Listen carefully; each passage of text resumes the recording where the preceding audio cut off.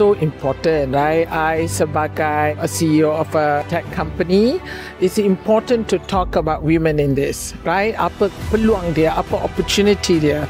If you don't embrace this, you cannot go global. Itu tadi saya katakan, jago kampung tu tak cukup. You kena jadi jago Malaysia. We don't dream big enough. So to have this kind of platform, this kind of opportunity, kita kena keluar cakap. So when I talk about it, people relate. Budak kampung Bukit Mentajam, right? If she can do it, maybe I can, right? So I think this is what this whole process of what you're doing becomes so important. Saya menyambut baik peranan KPWKM untuk memperkasakan wanita. Ini selaras juga dengan usaha kementerian saya, di mana kita ada dasar pembangunan Ulu Bandar.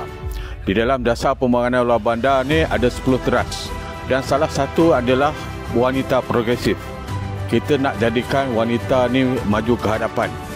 Kita tahu wanita ni dari segi pendidikan dia lebih ke hadapan daripada lelaki.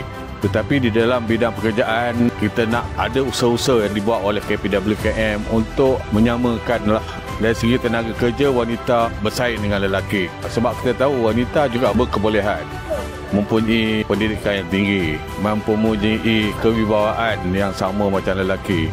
So, hasrat KPWKM untuk mempertabatkan wanita adalah satu yang sangat baiklah.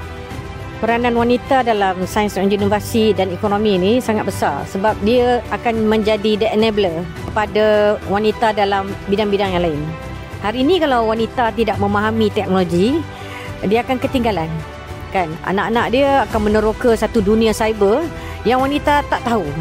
Dan jika kita tak pantau, benda-benda negatif akan masuk dalam generasi muda kita. So wanita perlu memainkan peranan. So wanita-wanita yang ada ilmu sains, teknologi dan inovasi perlu mendekatkan diri kepada masyarakat secara umum, tidak kira wanita ataupun siapa sahaja, supaya kita dapat melonjakkan ekonomi negara ke arah ekonomi berpengetahuan.